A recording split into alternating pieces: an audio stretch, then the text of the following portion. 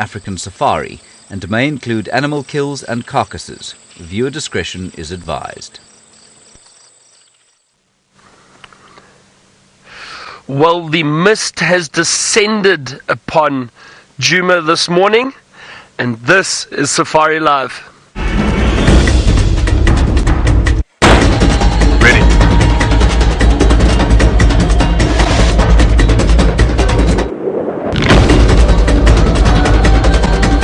Standing by.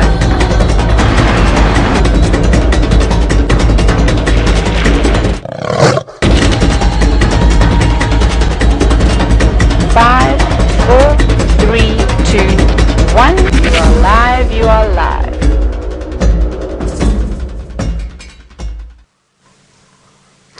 Good morning, everyone, and welcome to Safari Live. My name is Byron, and on camera with me this morning is Batman. You would have also probably seen Tristan and Fergus on the other vehicle doing the pre-show drive. And then we've got Alice and Chantal in the final control. I hope you are having a great day wherever you are, whether it be the start of it or the end of it. We have got a very, very misty morning here on Djuma. I don't know where it's come from, but we can barely see anything. The mist is so thick, so there's a lot of moisture around in the air, but it is lovely. It's got a wonderful, wonderful feel to it. I wonder what we are going to find this morning. We're going to try our best to find as much as possible. Now, don't forget, we are completely live, so please send us your questions or comments. You can do that through Twitter at #SafariLive, and we'll gladly answer them for you. We are waiting still for our friends up in the Mara.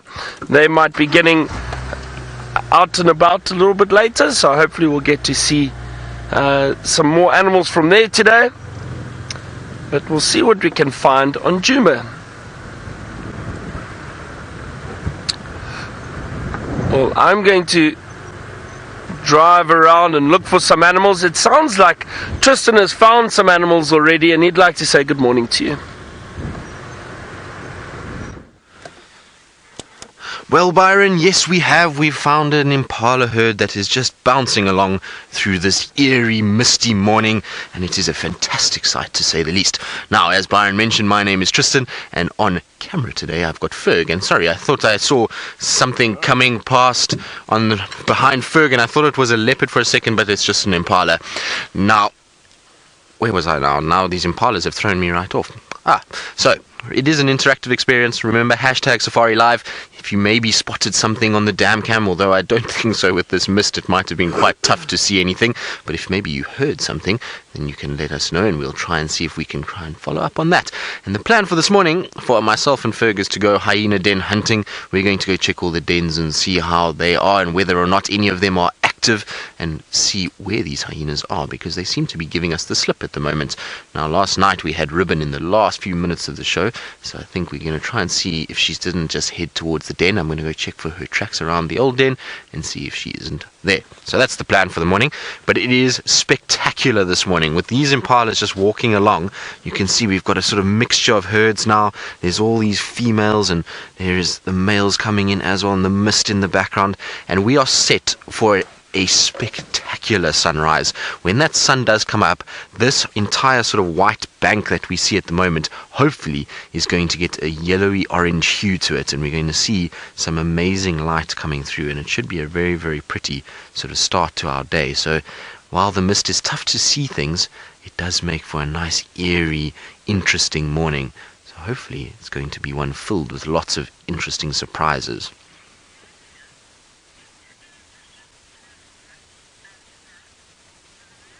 So, Nhenha, you want to know if there's any difference between mist and fog? Well, no, not as far as I know. Mist and fog, we just call it mist down here, but fog is the same thing. It's basically a dense layer of moist air that settles or gets compressed down by colder air on the top and pushes the air to the ground, and then you get this sort of thick, wet layer that forms on the surface of the land. And so it is the exact same thing. Fog and mist are the same thing. It just depends where in the world that you are and what you call it. That is very pretty.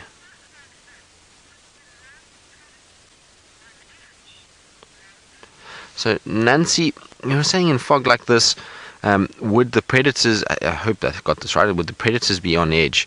Well, no, the prey animals are most certainly going to be on edge. These impalas would have had a very restless night. They would have spent the night trying to see what's going on, and in mist this thick, you can imagine lions and leopards will slink about in this and they wouldn't be seen at all. So I think there would have been quite a few hunting predators last night, and the predators in turn would have known that, and they will take that into use that to their advantage, and they would have been very, very active in the early hours of this morning. Like I say, the mist is already starting to lift quite heavily.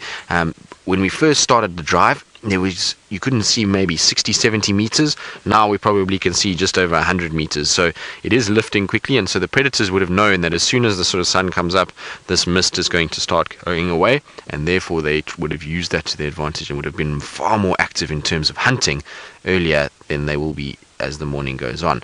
And it's going to be interesting to see. I wonder if maybe little Hassan or Shangela, our two little royals, use this to their advantage. And these are things that they're going to learn now that they're not with Karula, and they're going to learn how to use conditions like this to be able to start hunting more effectively. But you can see even the impalas, how they're disappearing to our eyes. Now you can imagine a cat that is trying not to be seen. These impalas are standing really right out in the open, and it is almost impossible for us to see them. But you can imagine if you're a leopard or a lion and you don't want to be seen, how easily you can hide away in conditions like this. Absolutely amazing. Right, Ferg, shall we go onward and forward to the hyena den? I think so.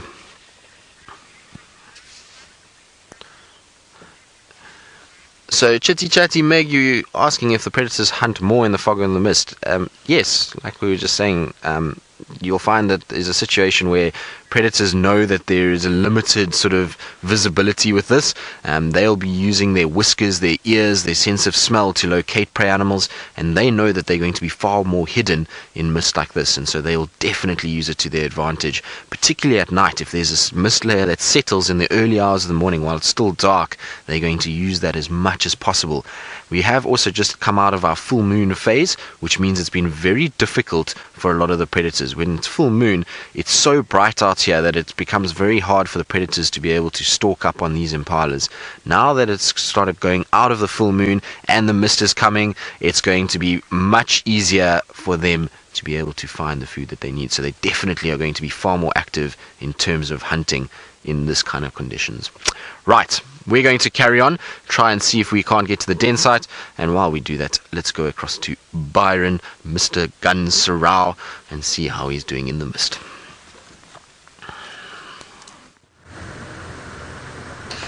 Oh, well, Tristan, it's, yeah, no, we haven't seen anything yet, and it's so thick at the moment, this mist, but it's beautiful. I love it. It's so different. So every now and then just got to wipe the moisture off my eyelashes. Craig, how are you doing at the back there? All right. Now, one of the other guides said they caught. Hold on a second, I'm getting an update now.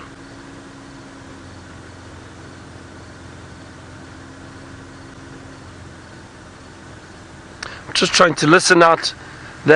Someone said they might have seen, they did see tracks of a male leopard. So that's good news for us. There are one or two vehicles around there looking at the moment. We haven't seen anything yet. We're going to listen out very carefully, and we're going to look around this area. I think the tracks they saw were just further south of us.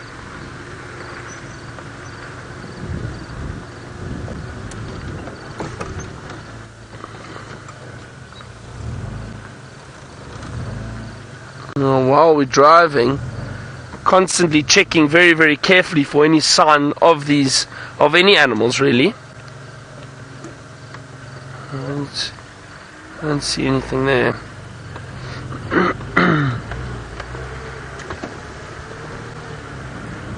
And now we know how far a lot of these predators can move in the evenings, and Tristan was touching on it too, about how a lot of the prey species like the antelope and that will be very nervous and skittish in weather like this. And it's because they can't really see very well in the mist either, and also with the moisture it will mask the scent of any predators.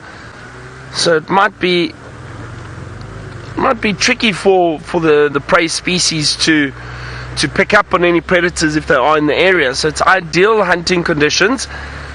Often the best hunting conditions, however, are when it is raining and there's a bit of wind, because then the prey species have got no clue where the predators are coming from, and they can stalk up really close and hunt that way.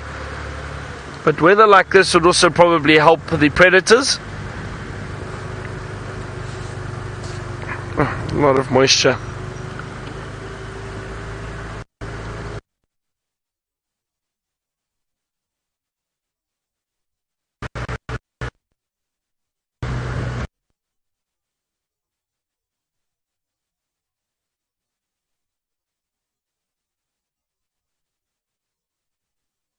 Coming in or out?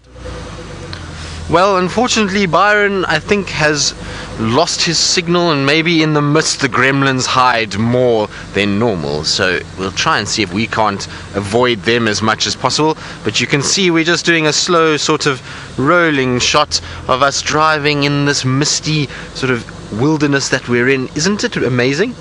It's so eerie out here as well, and it's much quieter than normal. Normally at this time of the day, the sun is just coming up, we're starting to hear birds chirping, we're starting to hear, the daylight sounds, and this morning it's all quite sort of eerie and quiet at this stage. So it is very, very cool to be in mist like this. And I was just saying to Ferg, wouldn't it be amazing if, as you were driving down the road, if all four of the Birmingham boys came striding out of the mist towards you up the road? That would be such an incredible shot, and hopefully that will be the case. Now, for those of you who are not familiar with the Birmingham boys are our four male lions that we get here, that we don't see that often at the moment. They're at kind of spending their time all over the place. We see one or two here, but I would love to see all four just striding out of this mist towards us. It would be the most epic shot to see. But nothing yet. You can see driving into it is not really that you can see very much anyway. So hopefully we don't drive past things as we go in this mist itself. I would imagine that because of the mist and how wet it is this morning, there's a lot of moisture in the air, as you can see, that the grass itself is going to be quite, which I would imagine would push a lot of the animals that are moving to try and move around on the roads themselves rather than on the actual grass. And the reason for that is because if they move around in the grass, things like lion and leopard are going to get very wet feet. And we all know that cats don't really particularly enjoy having wet, damp feet. And so walking on the sandy road is going to be far better than walking on the grass and through the thicket itself. Unless, of course, they're hunting. But it's amazing to think that that is normally a vista all the way past Arathusa and into sort of Elephant Plains, and you can see the rolling sort of dips and valleys and ridges as they go. And this morning it's just a big white bank of moist air at this stage, so really quite cool to see. I think this is the thickest mist I've seen here in a long time, so hopefully it will bring about some sort of a surprise, because it really is very, very cool to see. Now I wonder what's brought this about. It must be sort of tailing edge of a front, or beginning of a front, because normally, we've had warm weather, and mist like this is normally when you've had quite a bit of warm weather and quite a bit of rain, and then you get cooler weather. Sorry, I must pay attention actually to the road, because I've been so busy looking at the mist that I haven't been paying attention. And the reason why I should pay attention is because it looks like there's tracks for little Shangela here. Now, let me just quickly check if these are on top of the vehicle tracks, but I'm going to try and show you what I'm talking about. Just give me 2 seconds to try and position the car a little bit better. These are not going to be that easy to see. Can you see there on the edge? You'll see the toe prints. I'll try and show you where I'm talking about. But just over here,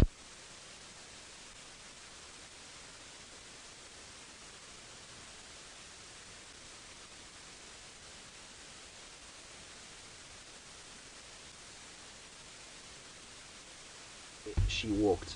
Right, so she's got, this is her feet here. There's one track, that's the back pad there. There's the toes in front, and then here's the other one where the toes are a little bit more visible. Now, the interesting thing about these tracks is these tracks were before or during the mist, and the reason why we know that is because you can see the soil here is quite damp and dark. It has been compressed, but if I push with my finger now and I lift, you can see that there's dry sand underneath that comes through the track.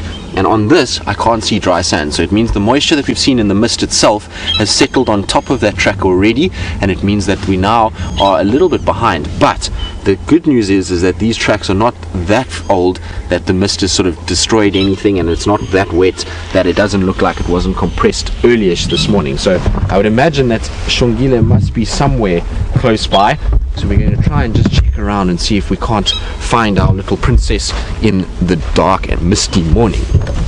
Oh, that's encouraging news though. I wonder where she's gone from here, because I didn't see any of her tracks earlier. It seems like she might have cut into the block towards the sort of bush dinner site, and we know that she has hung around there before and used the bush dinner site as a area to be able to sort of hang out, especially in sort of wet, moist conditions. So she goes under the bush by herself. Right, now we're going to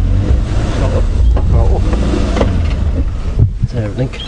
okay, so sorry, we're just going to link back to Byron because we seem to be having a little bit of a technical issue. Your mic pack's gone. So, well, that's good news that Tristan has got a leopard track already. That's very promising. We're still checking this northern boundary very carefully, or the Piffleshoek cut line rather, just to see if anything's moved through. I'm just driving very slowly. We will stop and listen again. Always helps. Just have a look at this. There's something here I'd like to show you.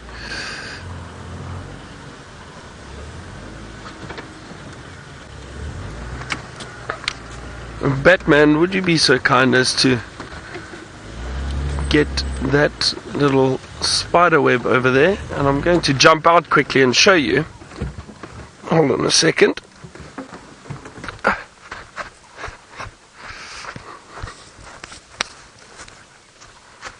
Let me navigate through here. There we go. It's a beautiful spider. Now, one of the joys of having this mist around and all this moisture is you get to see a lot of these spider webs very clearly, because they capture all the moisture and the little drops of water on them. And you can see, now this is a tropical tent web spider, and that's what this little spider web is. Beautiful, and the little spider is sitting right in the middle, in the center. I don't want to poke the web too much, but right in the center, few centimeters above my finger there, that's where the little spider is sitting. But look at all the moisture, and you can see these webs clearly. They look like upside down funnels almost, the tropical tent web spiders. Lovely to see it, and I love seeing these webs in the mist. I can hear, it's amazing, with all this moisture around, there's water dripping off of some of the leaves, and you can hear it dripping down into the grass. Sounds almost like drizzle or light rain, but it's not at all. It's really lovely. Very nice change. Now I'm just trying to see if there aren't any other interesting little spiders on here, because we do sometimes get the dewdrop spiders, which sit on some of these webs from time to time, mainly on those big golden orb web spider webs. And because what happens is those dewdrop spiders are little kleptoparasites. They steal food from the other spiders, but I don't see any on here at the moment, and they do look like little drops of dew on the spider web. So I thought, well, it would be nice if we could see one and see how similar it looks to the water droplets on the spider web. There's a Cape turtle dove busy calling, doing its morning call in the distance. Work harder, work harder. That's what it sounds like, more or less, I'd say. What do you think, Craig? Maybe. Maybe. All right.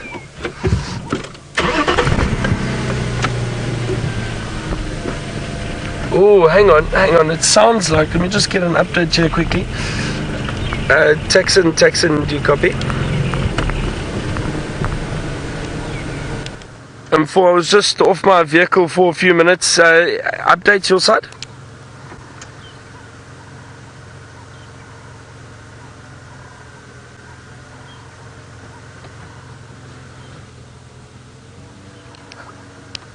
Okay, copy. How many stations there, please?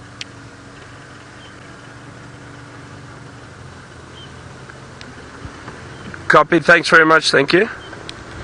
Okay, now it sounds like there might be a surprise for us. I think they've had some luck with the male leopard that they had tracks of, and we're not too far. We're in the area, so we were checking along the boundary to see if this leopard has crossed into this area. But it sounds like it's still on the Djuma side, so let's try and get there quite quickly and see which way he's going. It sounds like he's moving east.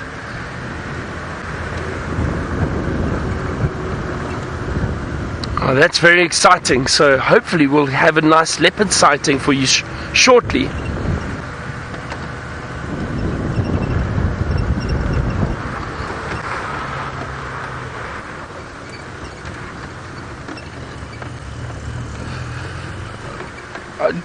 James, you asked how thick must the mist be before it becomes a hindrance to the predators. Well, sorry, hold on a second.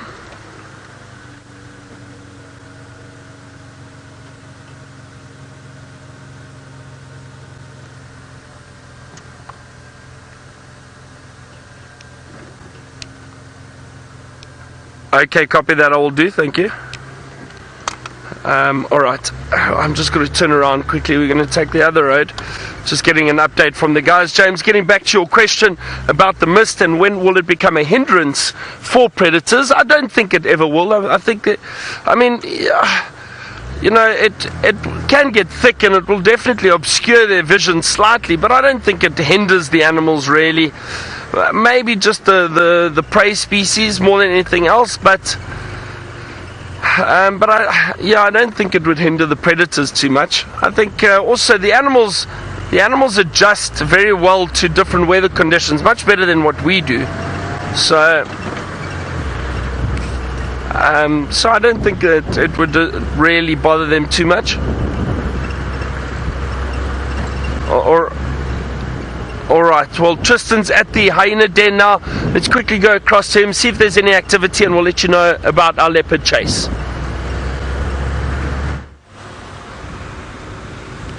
Well, no, there's no activity at the hyena den, but what is interesting is that Shangela's tracks are going straight towards the hyena den, and they're very fresh. You can actually see where the dry soil underneath has been exposed as she's lifted her foot, and I heard some Franklin's alarm calling, so now I'm just trying to check around just to see if she hasn't come towards sort of Weaver's Nest side. If not, it looks like she's heading down towards Treehouse Dam, so I'm sure she's somewhere close by. It's now just a matter of finding where she is, but it's definitely very, very fresh tracks. And like I said, the hyena den itself there's no activity, there's no fresh tracks of hyenas there either.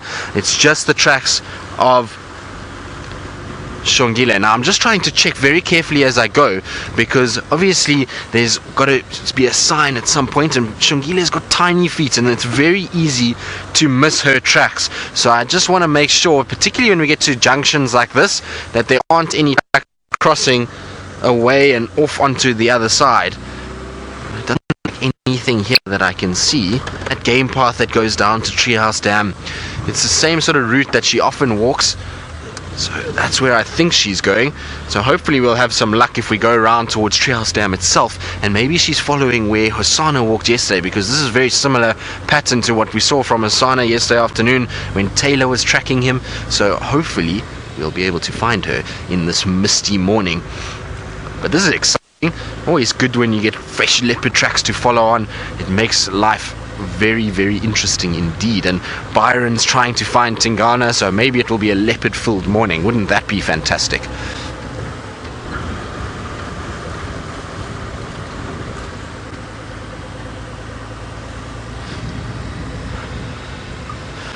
Elizabeth, you want to know what unique problems mist sort of gives us when we're tracking animals? Well, probably the biggest problem is lack of visibility. So, normally we would be able to see 300 meters or so ahead of you, and when you're tracking an animal, particularly things like lion and leopard, you want to be able to see as far as possible. You want to be able to see in the trees, you want to be able to see on the termite mounds, and in mist like this, you can't see that, and so your proximity to an animal has got to be that much closer in order for you to see it. The other side of it is that because of the moisture, any track that is formed, the moisture is going to sit on top, and it becomes quite difficult actually to age tracks, other than when there is a sort of dry section and they pull up dry sand and you can see that they've just walked there. As soon as the mist settles on top of it, because of the lack of sort of sunshine, there doesn't get that sort of crispiness to the track. It doesn't dry out very, very quickly, and then the edges get hard, so it becomes quite difficult to age. You can often think tracks are quite fresh when they're not very fresh at all. There's a beautiful Nyala male that's just coming out of the mist as well. Good morning, boy. These guys are such pretty creatures. Look at that big shaggy brown coat that they have. They really are one of my favorite animals that we see out here.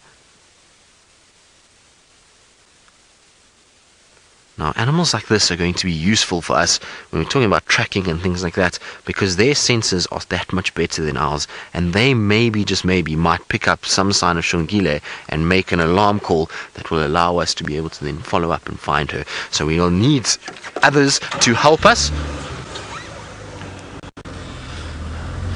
Right, now I believe Byron has managed to get to where Tingana is, and I think he's maybe got sight of it.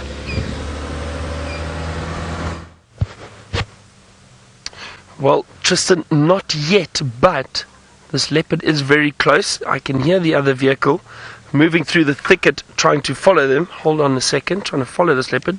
Go ahead.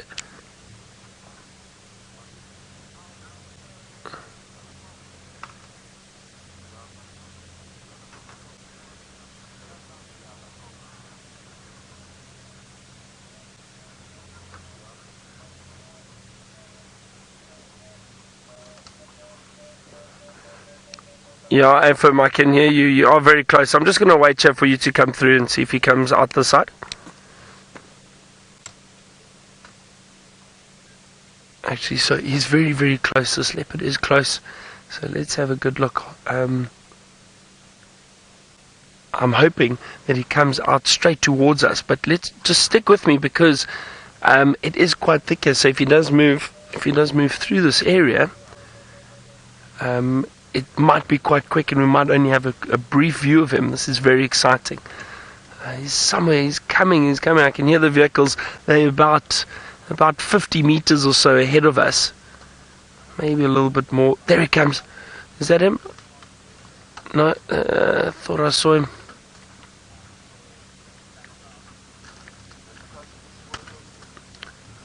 Hold on. There's a vehicle just ahead of us.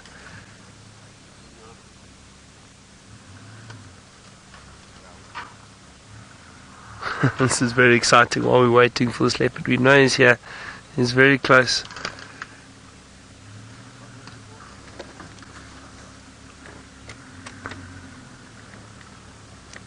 Just having a look at one of the other trackers quickly. I'll make space for them to move out.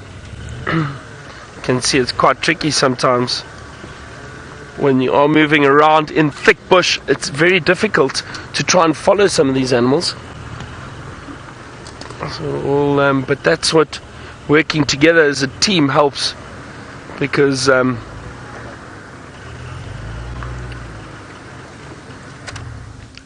then you are able to hopefully get an idea of where this animal's moving, and then get into a position so that everybody can view it.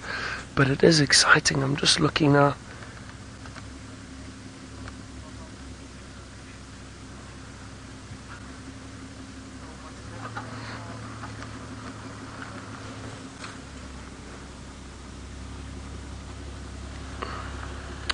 Just trying to think.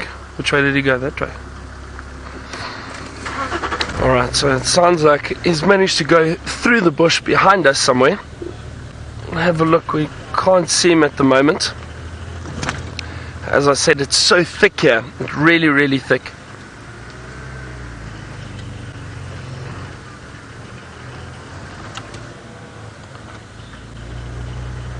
all looking frantically for this leopard.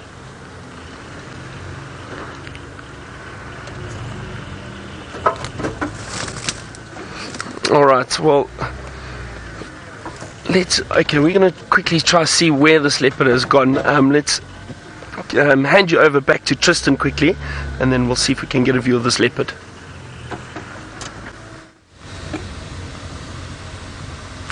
Well, Byron, hopefully you'll get some luck there and Tingana will not be his usual self and go into thickets and dive and duck as he likes to do.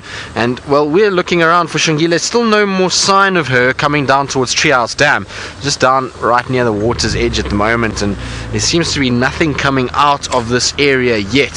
So I'm going to just try and head back round and just see if she's not still somewhere there. It's possible that we could have just driven right past her. We know that it happened with us yesterday, and Hassan, we drove right past him, and then Tax managed to find him after we went past. So I'm going to try and see if I can't just pick up some sort of sign of her by going back in that direction. And it's sort of an area where she does spend a lot of time, and she seems to be doing this quite a bit now, where she goes into a sort of area and just stays inside there. She doesn't really come out too much, and I'm sure she was sitting in the same area last night, because Taylor said she had her tracks in this area and they were fresh, and I'm sure she's just been hanging around this sort of section most of the night and moving around. And so now it's just about decoding where she actually is.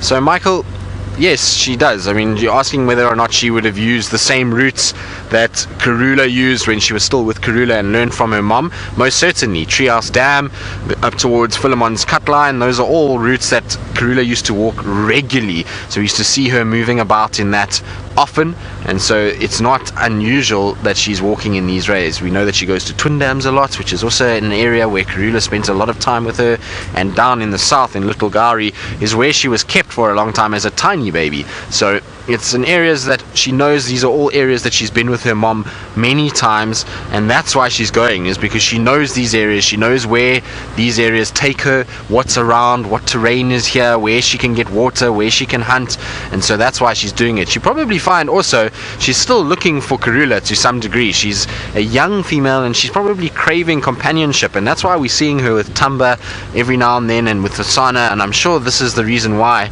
she comes back into these areas, to try and see if her mom is not still around somewhere. Even though it's been so long, she'll still be feeling sort of a little wary of being on her own, and that's why she's going to be trying to find sort of some sort of companionship, and that's why we're seeing her moving in these sort of areas, much the same as what Karula did when we saw Karula regularly. Oh, I'm just coming back around to where we first had the tracks, and I just want to check and make sure. And there's tracks for hyenas, which is not what we're looking for right now. Right, little Shangela, where did you go from the hyena den? Probably just sitting there watching us, and we just drove past her, which wouldn't surprise me at all. She also is quite a small leopard, and in this sort of misty morning that we've got, it can be quite tough to see leopards. They've got this coat that just blends in so well. Still more hyena tracks on the side. I'm trying to just keep an eye out. I've seen her in these marula trees that are on our left hand side before as well.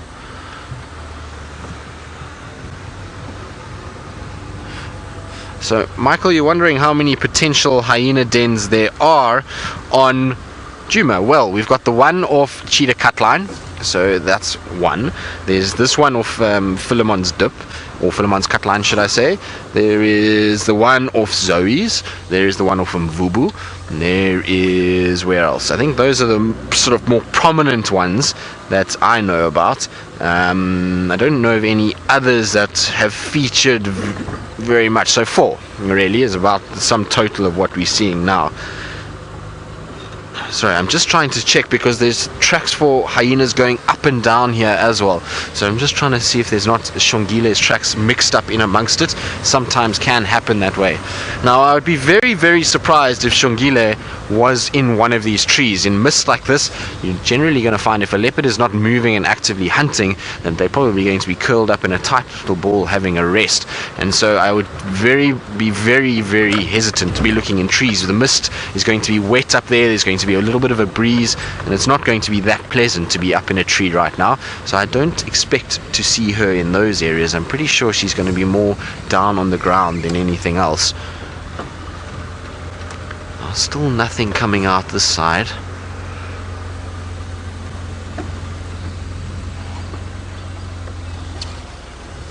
So, Ali, I wonder if you're asking about Safari Live or if you're asking about as a guide.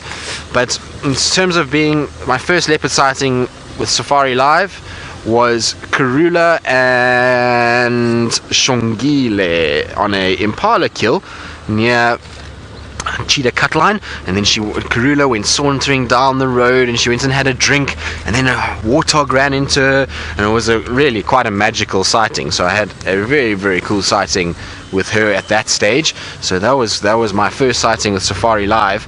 In terms of my first leopard sighting in the Sabi Sands, it was the Ravens Court female with her 2 cubs and her older cub Shangela. So there was 4 leopards together. So how's that for a start to seeing leopards in the Sabi Sands? 4 leopards in one sighting, all walking along the road together. It was quite something to actually witness.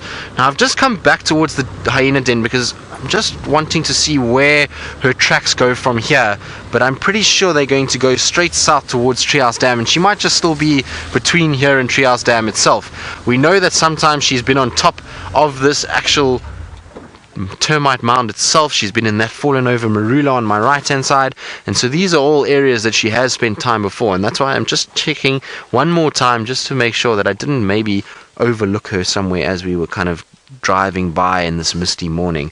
But her tracks definitely go on the sort of western side of this mound, and then there's a pathway that runs that I'm sure she's taken from there to go down towards Treehouse Dam. But you can see no activity from a hyena front. There's nothing really going on in the den site itself. And I've been trying to look for fresh hyena tracks, and I haven't seen any. There's lots of them going up and down on Philemon's cut line, but nothing really coming to the den itself from last night. So I wonder if they haven't actually moved it. But let's just carry on and see if I can't just work out exactly where Shangela has gone from here. It's sometimes a little bit tricky in these areas. Right, now it seems like Byron is having about as much luck as I am at the moment, and he's still trying to find Tingana. Yeah, Tristan, it doesn't look like we've had any luck, unfortunately. Now, what's happened is this, just as we thought, so those guys were following, well, I think they caught a glimpse of the leopard. They were following it through the thick bush, and then they lost him. So they said he was heading towards us when we were waiting on the road. We waited for him, but unfortunately he didn't come out that side. What happened was that I think he circled around the other vehicles and went across the road at a different point. But we saw tracks of him heading in this direction. So we're just waiting. We split up now to try and have a look. We'll cover as much of this area as possible, but it's very difficult. You can see how thick this bush is, so it's perfect for a leopard to move through, but not for us, especially with the visibility being as poor as it is at the moment for us. It's difficult. It's very, very difficult. But what I'm trying to do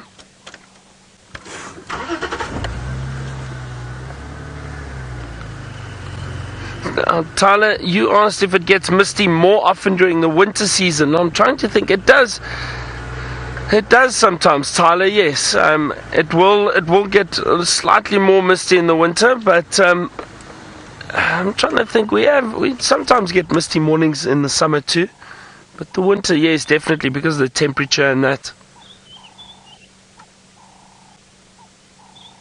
I was wondering if this leopard would walk towards the Gallagher waterhole, the little waterhole. I don't know if he's very thirsty.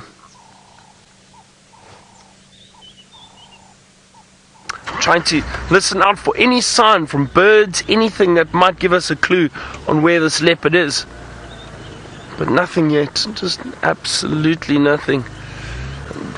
But again, that's why leopards are so elusive. They can disappear very, very easily and very, very quickly, especially in terrain like this, where it is so thick. And I always say, if a leopard doesn't want to be seen, you're not going to see it.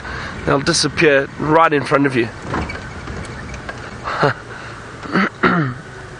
I'll never forget, we were watching a female leopard one day. We were following her. I had guests on the vehicle. She was walking down the road, and we were photographing her. Had a wonderful sighting of her. She kept walking, so we thought, okay, we'll drive just around the bend and wait for her to come down the road. And we stopped on the other side waiting for her, and she never arrived. We must have lost sight of her for a minute, not even. We drove back and she disappeared completely. She walked into some long grass and we lost her. So unless you really keep your eye on them, they can disappear very, very quickly.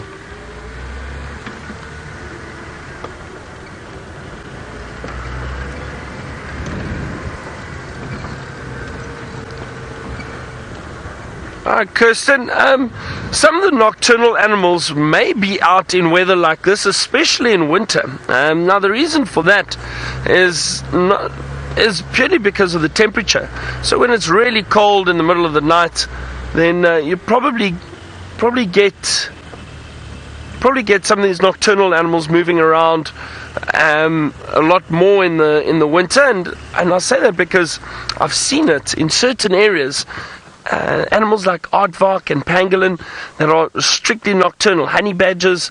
Now, in winter, and these winter mornings, especially with this gloomy mist and that, you can get some of those nocturnal predators moving around a bit later in the morning, so it's not as cold, but also earlier in the evening. So I've seen animals like aardvark, which are really quite rare and strictly nocturnal, mainly nocturnal, not strictly, mainly nocturnal. I've seen them at 4 o'clock in the afternoon in certain parts of Africa, because the temperatures get so cold there at night that they prefer moving around when the sun's still up a little bit, it's not too cold yet, and then they'll forage for a bit and then go back down underground and sleep in the middle of the night when it is very, very cold. I'm just listening. I haven't heard anything else from these other guys. Let's quickly radio them and ask.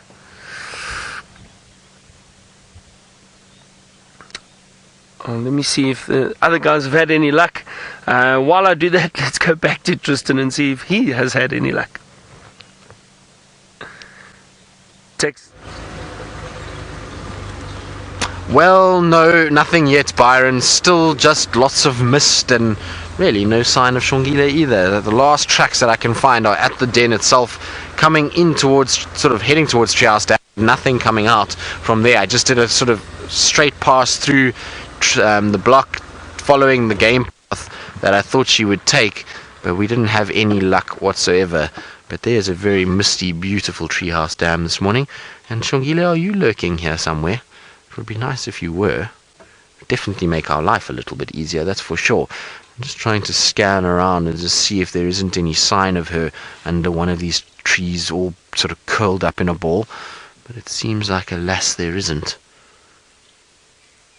I think we're going to I'm going to try and head just towards Shabamu Pans. Maybe she's headed that way, and like I say, I just missed the track somewhere.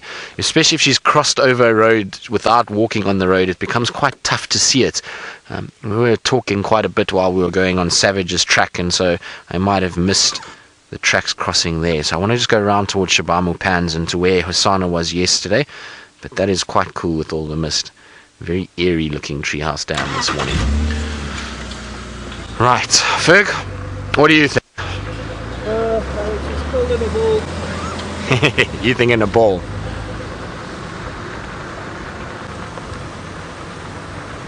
So, X-Ranger, you want to know whether these conditions are more of a challenge, or are they frustrating? No, they're not. They're actually they're an enjoyable thing.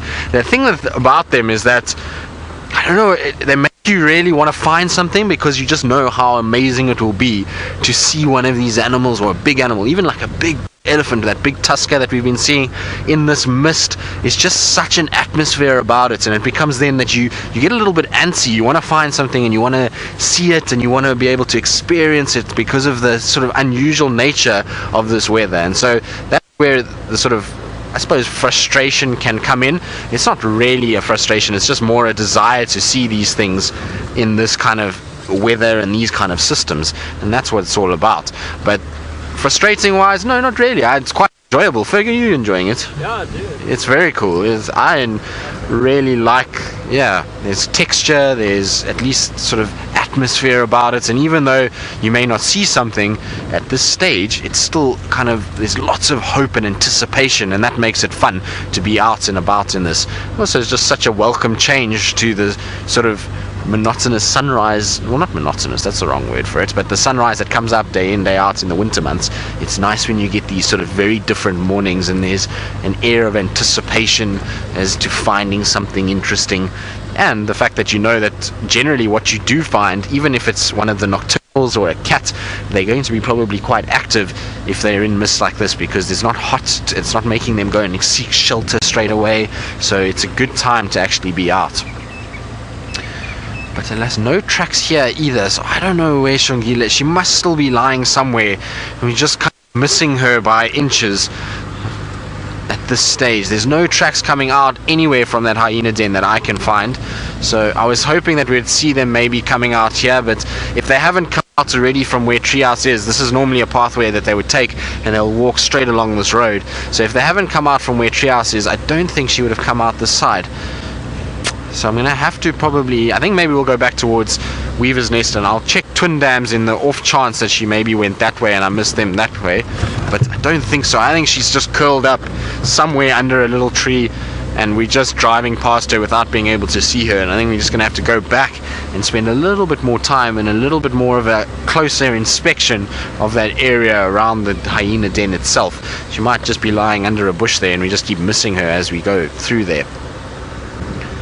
There's definitely no sign of her walking in this direction. So, Mickey, you want to know how old Hassan and Shangela are now? So they were a year old in February. So what are we now? March, April, May, June. They are now just approaching 17 months. So that's kind of where they are at the moment. So they're still young cats. They're a long way away from kind of being, well, independent adults at this stage. They nowhere are they going to be breeding anytime soon. Shangela's probably got at least, I would say, 6 months to a year before she's going to be breeding or mating, and Hassan a lot longer than that, because he's a young male. He's going to have to find himself a territory, and he's going to have to wait until he gets a little bit larger to do so. Now let's just see here. We've got to look carefully in this area, because this is where Hassan was last night. No sign there. Right, let's carry on and just see, check towards the quarry.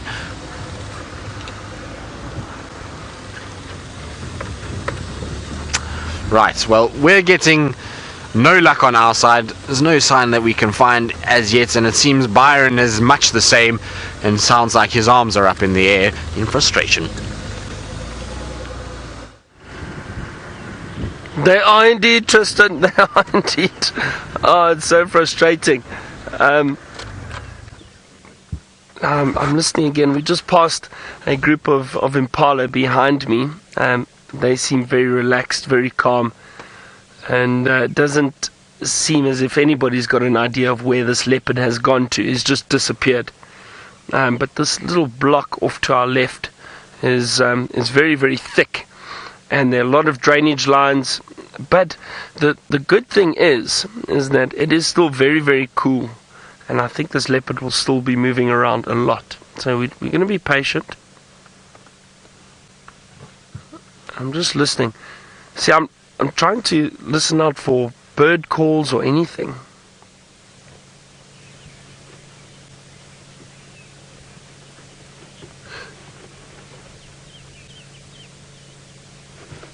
Dear watcher, you asked, do I worry about running into an elephant in this mist? No, not at all. You know what? It is misty and foggy, but we'd still be able to see the elephant in weather like this. I mean, it's not like you can't see a few meters. I mean, the visibility is still okay around us. Driving, bumping into elephant, it wouldn't be any issue at all. Not at all. So, no, I'd love to see some elephant though.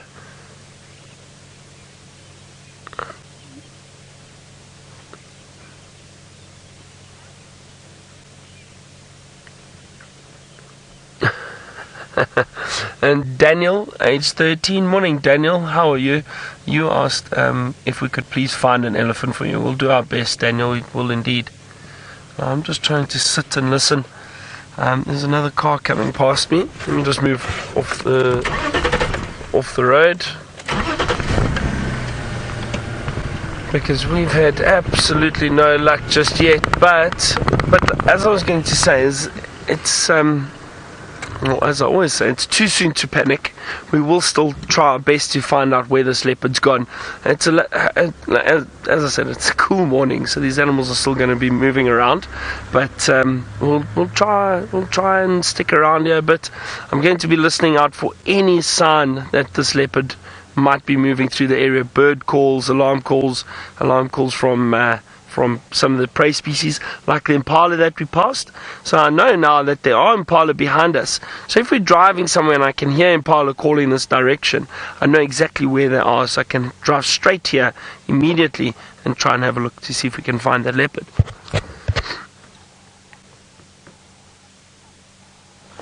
I'm just trying to think, if I was a leopard, where would I go? But that doesn't always work like that. And it just shows you that this male leopard, who I think it is Tingana, it sounds like it from what the other guides said.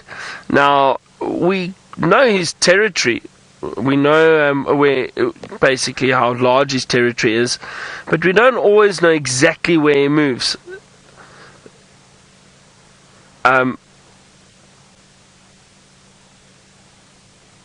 Sorry, just listening to Tristan there for a second. So as I was saying, is that it just shows you that these leopards will move through their territory, but move in different directions, different areas. I mean, he cuts straight through this very, very thick block. I also would have thought that maybe this leopard wouldn't do that because of all this moisture around at the moment, the grass in that is very, very wet. So that leopard moving through this thick bush, his coat will get soaked, completely wet. And I would think that they wouldn't like to get as wet. Probably stick to the roads, make it a bit easier for him to move through areas, unless he's potentially hunting, maybe he's looking for food. So then a number of different factors that go into why the leopards choose to move through areas. But you know, it just shows you that we can never just assume that we know where they walk, because they definitely do change their plans and their direction, all depending on what they smell and what they find. Now,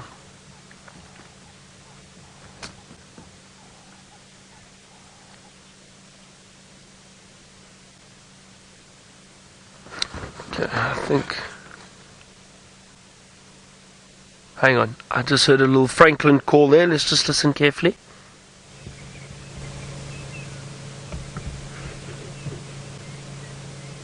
That might be wishful thinking, but any little sound, any little clue, I'm going to try hold on to that and see if we can't find this leopard.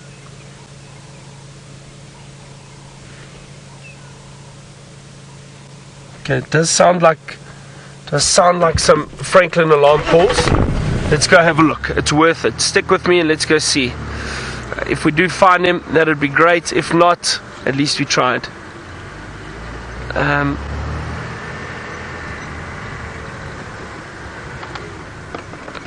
It is quite thick here, so I've got to be very careful of the branches and the stumps in the long grass. Hold on there, Batman.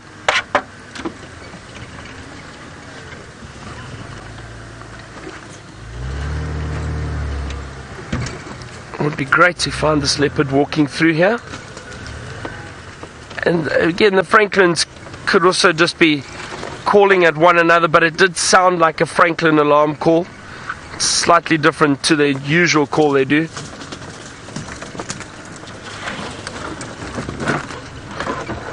Now, while I am going to search for this leopard,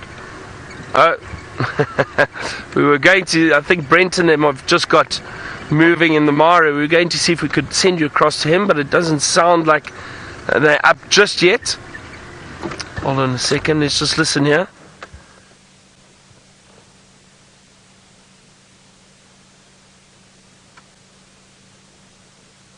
Now, of course, that Franklin would have decided to keep quiet. Murphy's Law a lot of the time. But maybe we're moving in the right direction. Oh, okay. Now, we haven't had luck with the leopard yet, but Tristan's had luck with another predator, finally.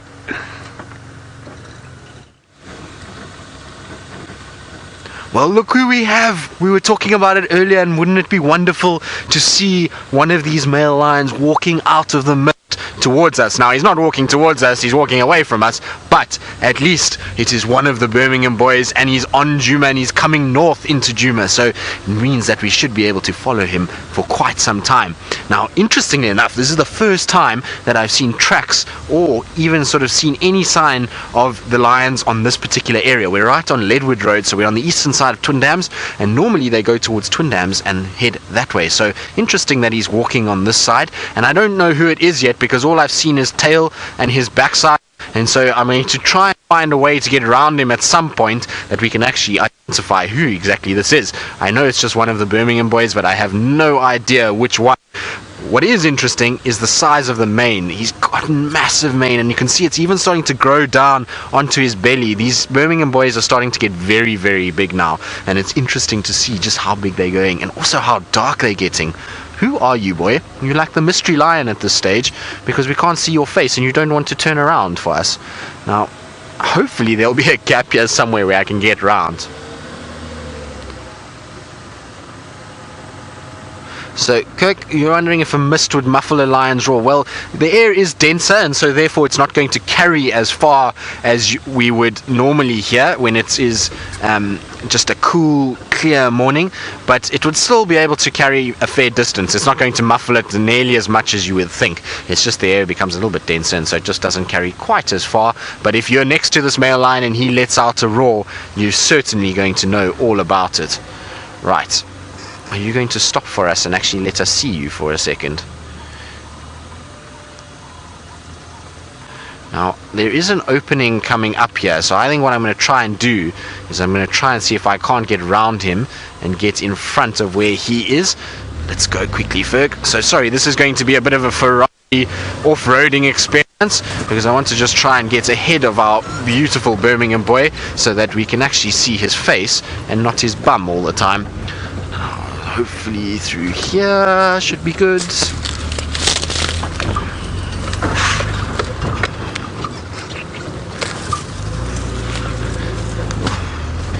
He's making it difficult because he's striding about. Careful, Ferg, this is going to be a bit tight in here. But hopefully if we can just punch through here, then I should be ahead of him, and then I can get around. There we go. Right, now, interestingly, there's a kudu in front of us, and a Birmingham boy is walking straight down the road, so I wonder if this kudu is going to see him. I'm sure it is, because he's just striding. There we go.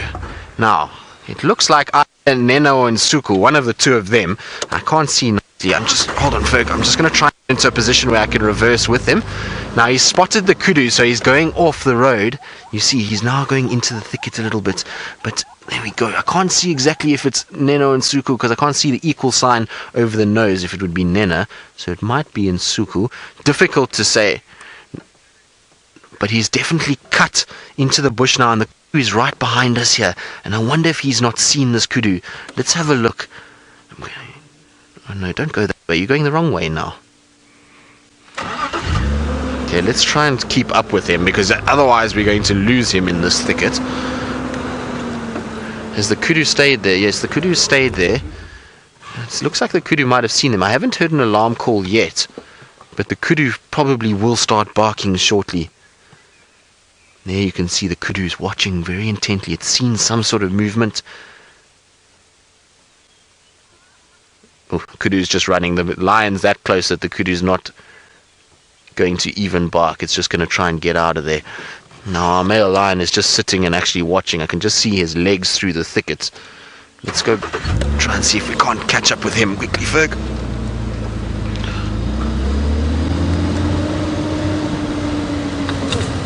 So we're trying to see if we can't reverse with him, because he's now moving just parallel with us at the moment. So I'm going to try and just get in here, because it's going to be nice and open, and we're going to be able to get a really good view of this male as he comes through. Now hopefully he decides not to take this route and continues back on the road, because if he goes through where he is now, we're not going to be able to stay with him. It's incredibly thick inside here, and it's not going to be easy at all. Here he is. He's going to just come out right out into the open, and isn't that a magnificent sight in that mist?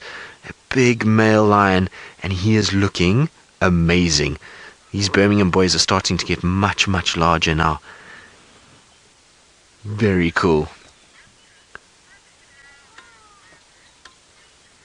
So Oscar, you want to know how many male lions are there? Well, in terms of the world, I'm not very sure how many male lions there would be, but here in the northern Sabi Sands where we operate, we've got the 4 Birmingham males that we see, and there used to be 2 Matimbas. We haven't seen them in a very long time, and they tend to sort of hang out now in the Manuleti. Listen. It's a kudu that's barking. It sounds like a dog, doesn't it?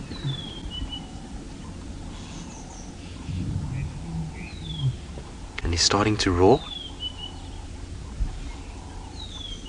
He let out a small little sort of contact call. Look at him disappearing into the mist. Right, so we get the 4 Birmingham boys, the 2 Matimbas. There used to be the Solatis. Now I think, I'm not sure. Look, he's running after the kudu. Do you see that? Let's try and get ahead quickly. It seems like he's trying to check the kudu itself. No, just trying his luck, because there's some baby kudus there. But let's quickly try and catch up. He's just decided to run after them. So I don't know if it's just an opportunistic try quickly, or if it was a sort of that he was going to use this thicket to his advantage, but it seems like he just took off after them. There he is there. Now the kudus must have gotten away, because he's looking very forlorn as he sits here. Now I'm just going to try and get through. That was didn't expect him to start running like that.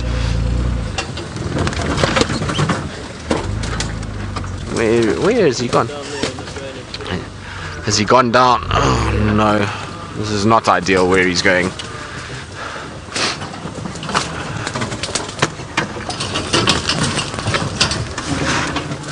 This is going to be a very thick, very rough experience, so I do apologize, Ferg.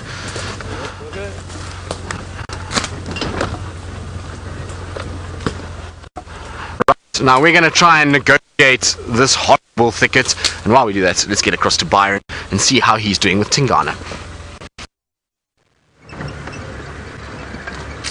Well, Tristan, well done. It sounds like such an exciting sighting that you've got there. We have had no luck trying to find Tingana, but I'm not going to give up. I'm going to stick around in this area to see if he does pop out for us. The other guides have all moved off. I think they're trying to see if they can see that lion with Tristan. But I'm going to stay at it and see if we can find this leopard. I'm scanning very carefully, still driving through a slightly thicker area here.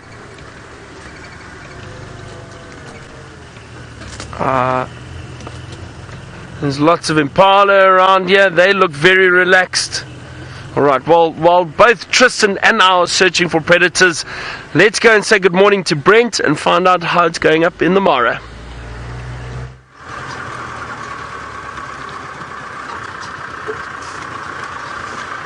Welcome to the Masai Mara in Kenya. My name is Brent Smith. I have Senzo Mkeys on camera. We've spotted a lion, but it is very far away, and we're trying to race around to get closer to it.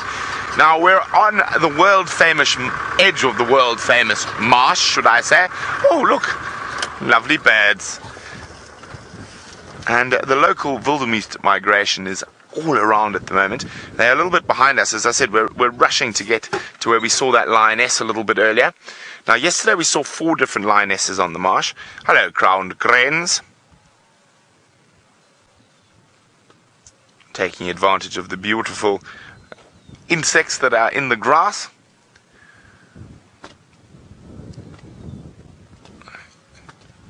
And the wildebeest are spread out all around. There's actually an unbelievably big herd of zebra in front of us.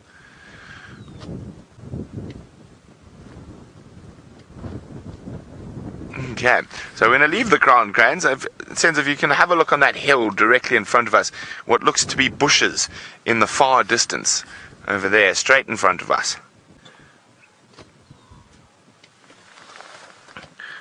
Yes, now there's a topi. Now up to the left slightly. There we go, you can see that's a herd of buffalo actually. To the left, the other left. Keep going, there we go, you can start seeing that massive herd of zebra and wildebeest up on the hill. Isn't this absolutely incredible? Remember, hashtag Safari Live if you've got any questions for us. Okay, let's get going towards that lion.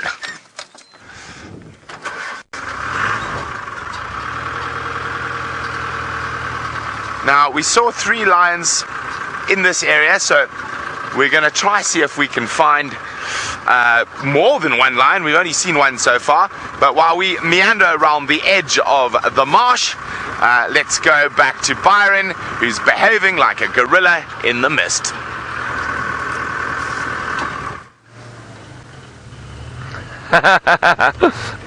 yeah, Brent, almost like a gorilla in the mist, you're right.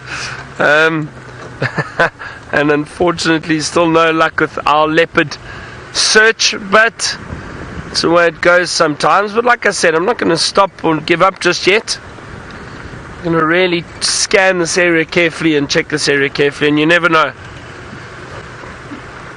I think we might have some luck a little bit later. I'm hoping so. But it sounds like Tristan has got more luck than me this morning. He's still with that male lion.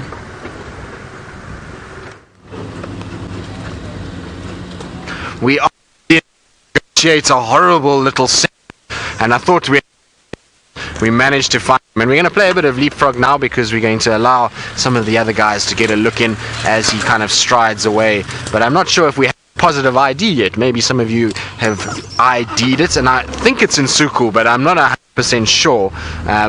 Like I say, maybe some of you who've been able to see him a little bit better, because I kind of keep getting glimpses of his faces, but not really long enough to actually recognize exactly who he is. So I believe,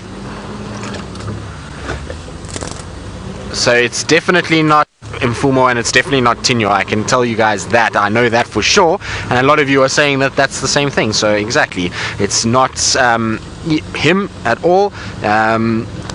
It must be Nsuku or Nhenha, but it looks like Nsuku to me. I can't see that equal sign on the nose that it distinguishes Nhenha from Nsuku, so I think that it must be him. But he, or whoever it is, he's on a serious mission to get somewhere, and he hasn't vocalized really. He made a small little sort of contact call when the kudu barked at him, but other than that, he seems to be just really striding, and I don't know where he's off to, because we didn't hear any lions calling last night at all. Oh, I certainly didn't. I didn't hear any this morning calling north of us, but for some reason he's decided he's going to try and go somewhere.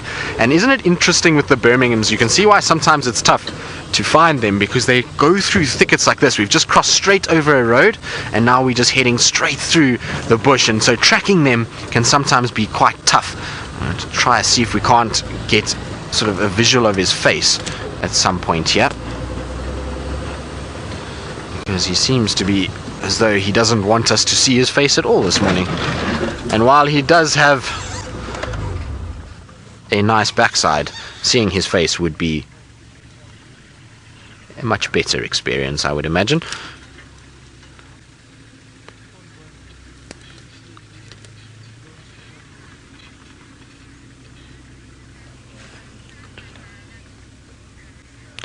So Karila, you want to know if male lions will hunt on their own, or if they will join with the lionesses and hunt together. Well, a bit of everything. So they will hunt by themselves sometimes. I've seen male lions killing impalas by themselves a few times. So they do hunt by themselves. They will also hunt together as a coalition. So when the Birminghams, all 4 of them are together and they sort of form this big grouping, then they'll go after things like buffalo. And I've actually seen the Birminghams when there was 5 of them, when the one was still alive and unfortunately passed away. The 5 of them managed to bring 7 buffalo down in one night. So they can hunt incredibly well, and they are able to do it very, very well indeed. Sometimes you'll find that they do help the females. We know that we've seen the Birminghams helping the Nkuhumas at times, particularly with the large animals like buffalo. Their sort of weight and their size and power really does make for a sort of big help, particularly when they are hunting the large animals. So you will find that they do even hunt with the females too. Now, isn't this the most beautiful picture? Male lion in the mist. You can't ask for anything better than that. That is pretty much what anyone would dream of in terms of a sort of epic sighting, is lions in the mist itself. So Nikki, you say look at that mane, and I know, look how big their manes have gotten. It's so crazy to think in sort of 2 years ago when they were starting to be seen, they had these small little sort of puffy manes around their edge and a little mohawks, and now they're getting these big sort of black dark manes. It really is so cool to see how they've developed and how big they're actually starting to get. Now I'm just trying to see where I'm going to go from here, because it's very, very dense and very, very thick, but I think I've found a little pathway through here. Ferg, does this look nice? It does, doesn't it? Right, careful your head there, Ferg. We don't want to hurt your head. Like I say, being a cameraman in this area, you need almost to get danger pay, because sometimes we go over or through some horrible thickets, and while these little Land Rovers are great for it, sometimes not so great for Ferg on the back. But this is not too bad so far. Hopefully we're going to just come out on the other side. What you often get with quarries is you get a quarry thicket, and you kind of have to get through the thicket itself, and then once you're through the thicket it then opens up again. So it looks like it's pretty open just through this gap, and hopefully we'll be able to keep up with our male lion, because he seems like he's not going to stop for much this morning. There we go, you can see he's already through there.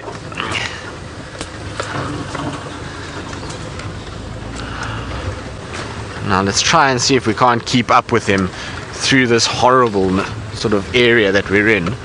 And I'm hoping we're eventually going to find some sort of water source that maybe he's going to stop and drink for a little bit, that we can start to see who he is properly and get a proper ID on him once and for all. Certainly not hanging around for anybody today, that's for sure.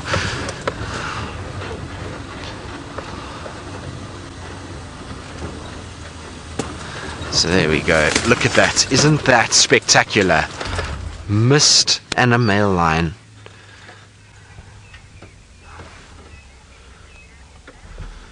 So look at that, striding off into the darkness. So Francis from Israel, you're wondering if he's looking a little thin. Well, no, not really. He does have, you can see his belly has got a bit of loose skin there, and that's because when lions eat, they gorge themselves into oblivion, and they end up with these big fat stomachs, and they look sort of massive.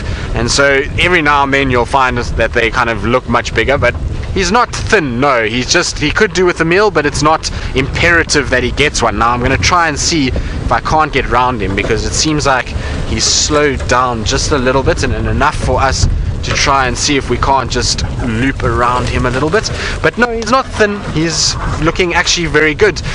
He could obviously eat a little bit, but he's not emaciated in any way. And you'll find with lions, their weight fluctuates massively. They go from a system where they'll be sort of fat and full to a little bit thinner, then to fat and full again. So it does change quite a bit. Now hopefully he's going to continue on the path that he's on, because it is beautiful. Look at that. And it seems like he maybe has spotted something. His demeanor has changed slightly. Look at how he's walking. You see he's being a lot more careful with his paws. You see how he's putting his paw one in front of the other and just going very slowly now. He's not walking quite as fast as what he was. And I wonder if he hasn't spotted something up ahead.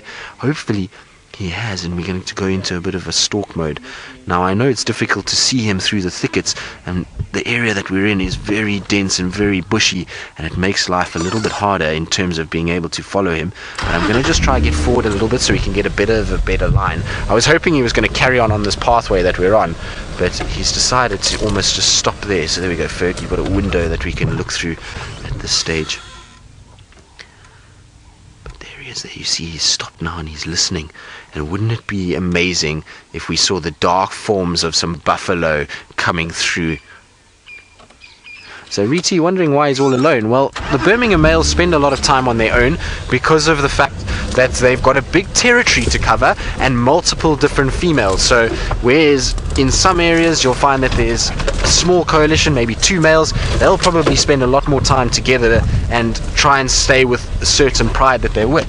Here, because the 4 Birmingham males have got a large area, and there's the sticks, the torchwoods, they're in kahumas, but he's definitely stalking, guys. He's seen something and I can't see what it is yet, so I'm going to turn off because I don't want to chase whatever it is that he may be potentially looking at. But let's see what he's going to go after. His whole demeanor has changed completely. You see, look how he's getting lower now. He's sinking those shoulders down, trying to stay as hidden as possible. Now, the reason why male lions tend to not be as successful as what females are is because they have that big mane. And you can see there clearly how the mane contrasts heavily against the grass. And it makes it a little bit easier for prey animals to spot him. But if he just keeps his head down and goes slowly towards where he's going, maybe he'll get lucky. I wonder if there's not a buffalo lurking somewhere in front of us here. If there is, we're in for an interesting morning, that's for sure. I can't see anything. It's just too thick from where he is. I can't sort of make out what he's actually watching at this stage. It amazes me that their senses are as good as they are. You know, we were following him, and he was able to smell and hear rather than see something that's close by. We have no idea what it is, even though there's 3 vehicles here. Not one of us knows what he's stalking, but he has definitely seen something, and it just goes to show that their sort of perception and their awareness of their environment is that much better.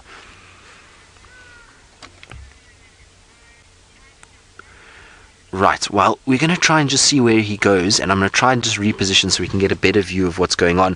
And while we do that, let's cut across to Byron and see where he is and whether or not he's still trying to find Tingana.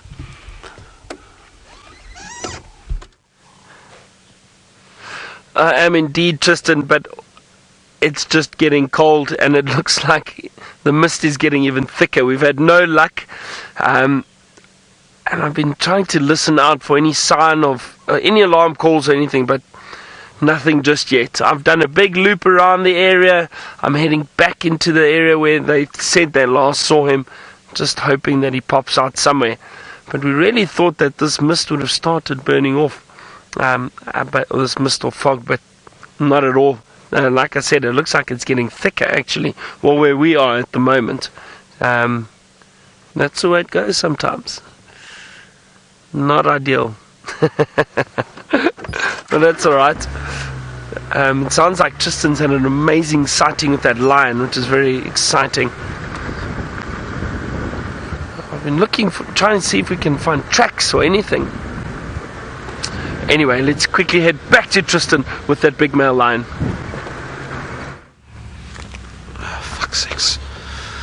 Yeah, we're still watching him, and we've got a better view of him now, as you can see, and he's still watching what's going on. Now, the other guides told me that they saw a warthog run this way, and there I can actually see the warthog running away now. It's just in front of us, so let's see if he's going to try and reposition.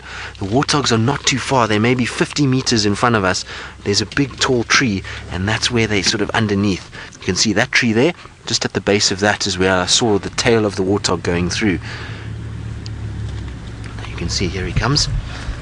That's about as close as you're ever going to get in terms of a male lion. He's just come trotting right past us, and he's definitely intent on hunting these warthogs. Now, warthogs for a male lion would be a perfect meal. Henny, I couldn't agree more. A kill in the mist would be something quite unbelievable, and he's definitely very interested. Now, I don't want to move because the warthogs themselves are very close, and we're going to make too much noise if we try to crash through, and that's going to mean that our male lion is going to be disturbed. But he's running. I can see he's running quite fast, so let's try and see if we can't catch up with him. I don't know if he started chasing, but he's definitely going very quickly towards wherever those warthogs were. The warthogs were trotting sort of from my right to left, and the male lion just took off at speed through this thicket. So I don't know if he's decided to chase from here now.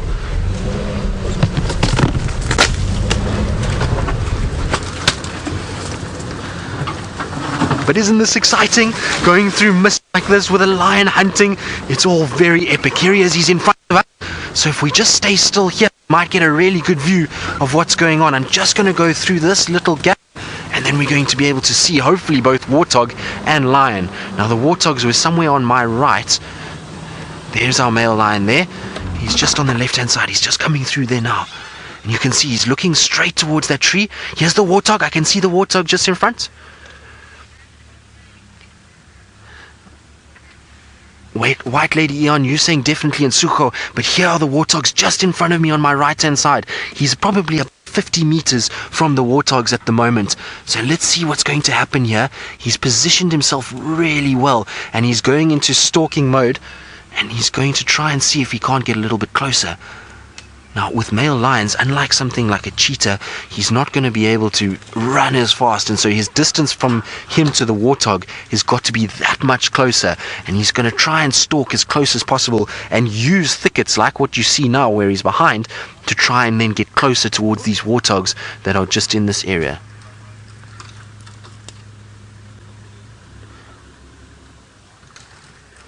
But let's just see. Trying to see. I can't see the warthogs anymore. They didn't run, but they're somewhere close by here. Now, there he goes. You can see he's striding through the bush now. There he goes. See, he's watching. Isn't this amazing? This is most definitely the best way to start a day ever. This is so cool. Now, I'm a bit hesitant to go to my right because I don't want to push those warthogs at all. So I'm going to just let it play out a little bit and just see where he goes from here. As long as we can still kind of see his nose. Has he gone further, Ferg? Okay. Let's just try and creep a little bit forward.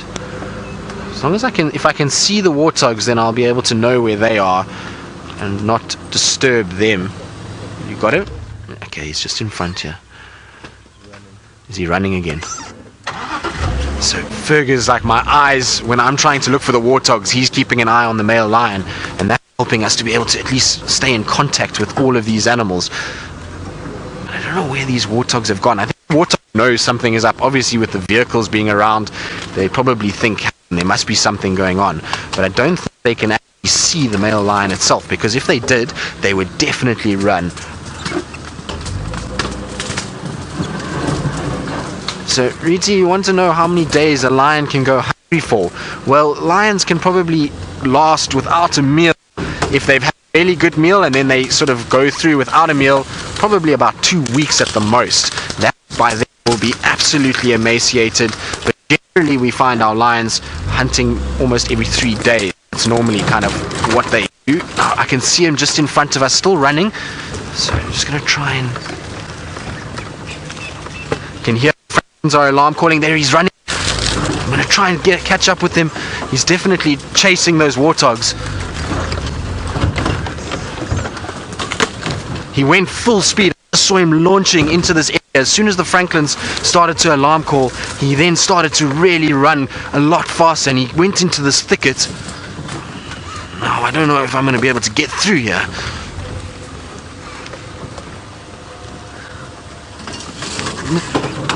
Now, it would have been nicer if he had decided to do this on quarantine, because then we wouldn't have had to worry as much. But here is incredibly difficult to follow him. I'm struggling to actually get around and get through to where he went to, but he darted into this thicket at full speed. Right, I'm going to try and see if I can't relocate him. So while I do that, let's go across to Byron and see where he is and what he's up to. I'm still driving through the mist, Tristan, and no luck just yet. We've been searching really, really hard for this leopard, but had absolutely no sign of him. So I don't know if he's gone and settled down in a drainage line somewhere. I'm hoping that he pops out though somewhere. But it's amazing that you got to see that lion stalking the warthog, and it's such a pity it missed, but you never know. Maybe it still has some luck later. Sounds like that lion's hungry if he's looking at warthog like that. It's always wonderful to see these big males. Often people don't realize how much the big males also hunt for themselves. They do need food, so if the females aren't around, they'll definitely hunt for themselves.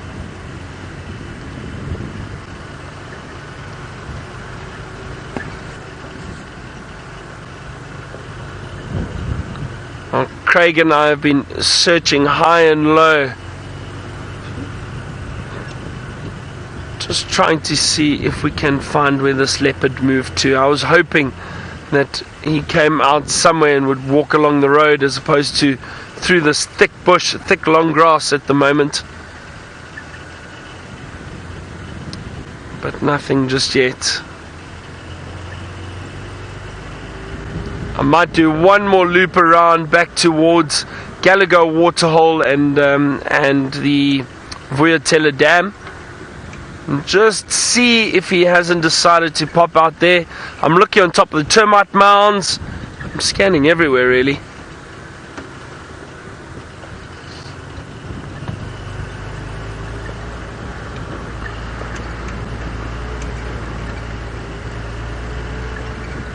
But funnily enough, we haven't seen too much activity from any other animals. We've seen a few impala, a handful of impala, and that's about it. Nothing else. No sign of elephant or any other large animals. No kudu. I'm not sure where all the animals are hiding at the moment. And again, it could possibly be because of the weather, this misty. These misty conditions, maybe animals staying closer together, not moving around as much, a lot of moisture in the air. So it could be due to the weather. The weather definitely affects animal movements, as we've seen in the past.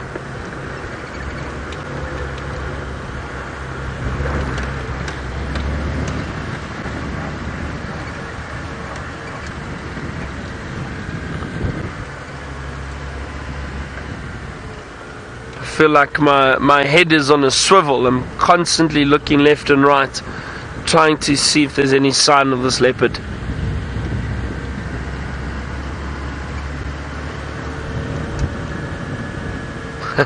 It can get frustrating sometimes when you're looking so hard for animals and they just don't, sorry, earpiece, and they just don't play along at times. Sometimes we're very fortunate.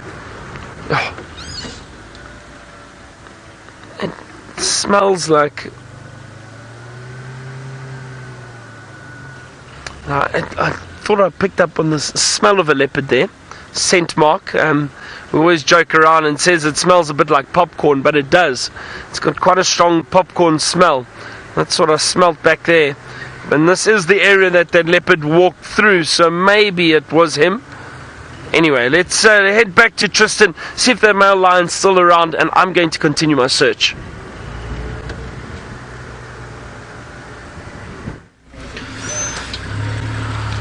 Well, no, the male lion has run and we can't find him. He's gone into this horrible thicket and it's become really, really difficult to see where he is. There's lots of trenches and dips all over the place here, and it really is not easily sort of navigable by a vehicle. So we're really trying our very best to try and find where he's gone. I think he carried on chasing these warthogs over the road and into this thicket, but let's see, maybe we can find him. I'm trying to listen for Franklin's alarm calling or any sort of sign that he's still moving, as what we heard just now. We heard when he was running along, Franklin kind of making a noise, and so I'm trying to see if he's somewhere in here.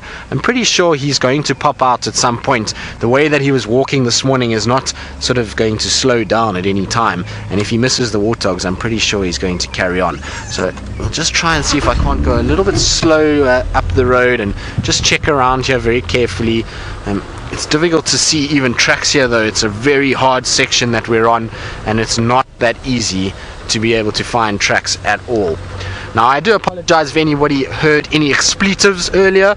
We were trying to get through a thicket, and so I do apologize if you did. I'm sorry about that.